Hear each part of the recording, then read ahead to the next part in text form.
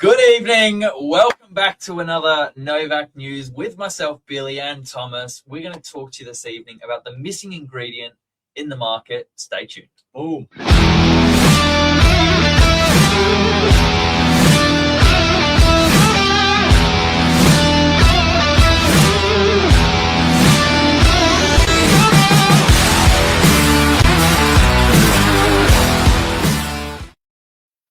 Welcome back, everyone. Hope you missed us. Yeah, well, it hasn't been that long, actually. Your two favorite real estate agents on this stream. Yeah, it hasn't actually. We did a great topic a couple of weeks ago. Tonight we're bringing with the missing ingredient in the market. Buyers and sellers are probably feeling this. Not maybe sometimes they would have pinpoint it. So we're going to make it nice, plain and simple. Yeah, let's do it. Yeah, this evening. I like this topic, the missing ingredient. I think a lot of people are feeling that there's something missing in the market today. So we're here to expose it. Do we just go into it? I feel like if we say it right now, we're just going to give the show away. Nah, not yet. Let's go. What, are you going to drop it? Yeah, we'll drop it. Go. You got it. Okay, it's urgency. I think urgency is usually something in a warmer market that is there, and you're not even realizing it. It's just happening. So in a softer market, it's interesting. A balanced market, buyers can often afford to wait. Without urgency, they often do. It's that feeling of we'll just wait to see what happens, watch and wait. Urgency compresses decision making. It increases the chance of multiple buyers engaging at the one time, and that's why you tend to see results organically built from like a guide price. But there is a difference, I guess. Motivation and urgency, two very different things. Yeah. We're seeing a lack of motivation generally across the board with the listings that we're holding and selling. Yeah. A lot of real estate agents describe this as a one buyer market. And some advice going out to certain vendors are the first offer you receive tends to be the best offer, and the one you should consider the most. So, yeah. I mean, we broke that down in a news topic like this a while back, but it statistically makes sense. It's when you've got most eyeballs on the property, and then like based on buyer dynamics and patterns, that also kind of makes sense. You've got people that are ready to transact at their quickest. They may have just missed out on something, so they tend to react quite quickly. That's sort of the reasoning and the logic behind why some of the times first offer is the best offer. But can we just break down the difference between sort of a motivation and urgency? Yeah.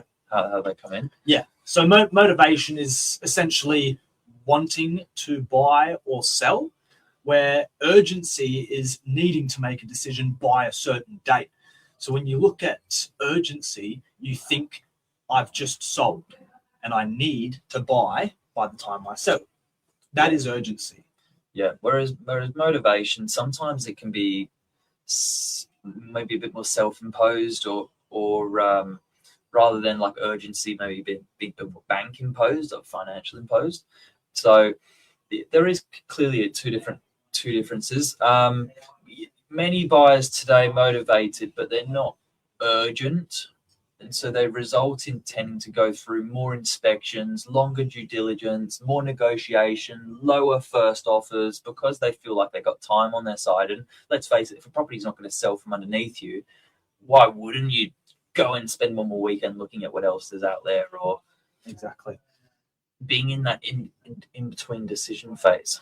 Exactly. And then when you think about where urgency naturally comes from, it can be seller driven and it could also be buyer driven as well. So if you want to break down seller driven urgency, you're thinking that they've purchased somewhere, so they need to sell, maybe to gather the funds to finalize the purchase of that next property. You think of financial deadlines, just like that. Relocation, so maybe they're looking to move closer to family, or they have kids going to school somewhere and they need to be within a certain location. Yeah. And then the more, original real estate urgency matters like divorce or deceased estate from a passing within family. End of a lease as well. Yeah, there's loads. Yeah. And on the buyer's side, you've got someone who potentially is finance approved, ready to transact. They're again, you've got their lease ending, they've got school catchments and deadlines to follow, family circumstances, selling another property. There's loads of different things. So you've got like, I guess, buying and selling, and they're sort of trying to meet somewhere in the middle. And then just on top of that as well, you look at urgency as a buyer where there's maybe 20 people at your open home. That's another point as well to raise. If buyer numbers through a property are low, then that urgency is also going to be low. They'll see just themselves at an open home and they think, okay, I have a bit of time here.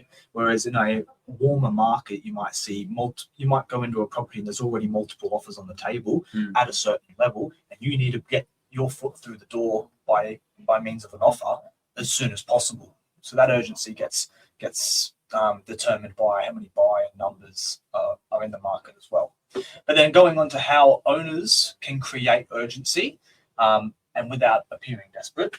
Yeah, sometimes there's sort of strategic ways, I guess, you can look to your agent to guide you through a recommended selling approach, because you don't want to seem desperate. But I think like an observation we've made at the moment is that there are properties that are sitting on the market for long extended periods of time, and if price hasn't changed, maybe the strategy could be tweaked a little bit to create that feeling that there is momentum being made. To a buyer, obviously price is compelling, and like you need to establish value first. But the second thing is knowing that decision is actually being made, and that if they like the property, they have capacity to buy, and they have quite a clear path to follow. So that's kind of what we're just going to break down to in the last couple of minutes of tonight's topic is how can you create that sense of urgency without seeming desperate. There's a few different ways. Probably the most common way you see online is an auction. That's pretty much designed as a 4-week period where you go out to the market, you get the feedback, and then you can platform the property to go out to the best buyers and let them organically work out where they see value. That's done in an open forum. Second of all is like an expressions of interest. That's quite common. It's more of like a closed private treaty style, where then you submit your offer at the end.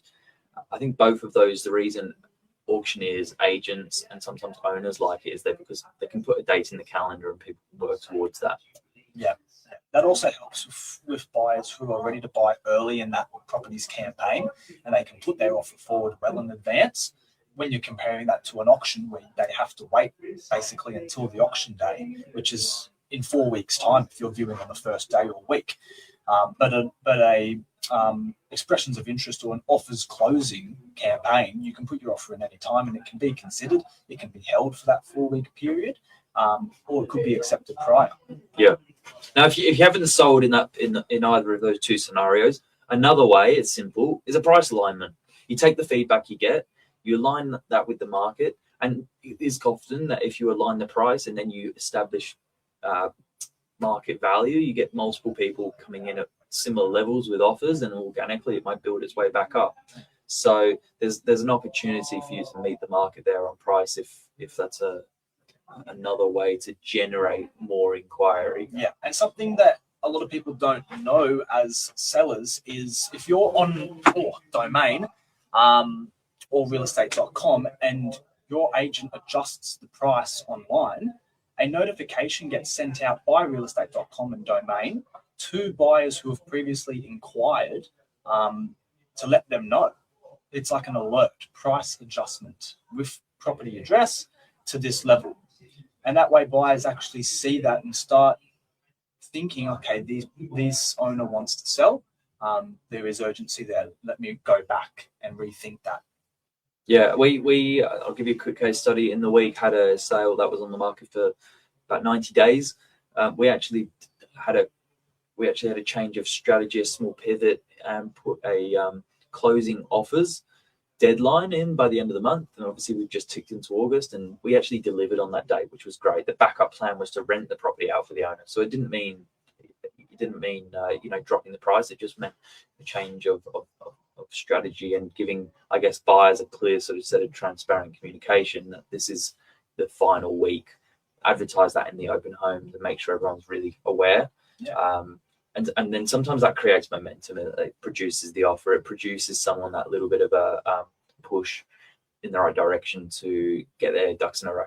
So I think that's a good message out there. Yeah, I agree. And then you may wonder at the same time, what happens when urgency disappears in a campaign? Typical market behavior and attitude is that buyers are attending multiple open homes. Also, when they're doing so, they're comparing dozens and dozens of properties that they're going through.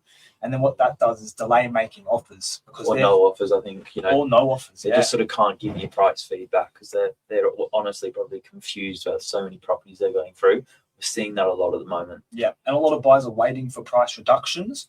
If a property is listed within a week, 2 weeks maybe, they may be thinking, okay, I've been looking for 3 months. I usually see a price reduction at these properties. I might wait to see if this one drops in price or offer a lot lower than what the real estate agent's guiding. Yeah, but I think that is probably for people that have not sold yet, trying to work out what's going on in their campaign behind the scenes. That's a really good starting place to look at.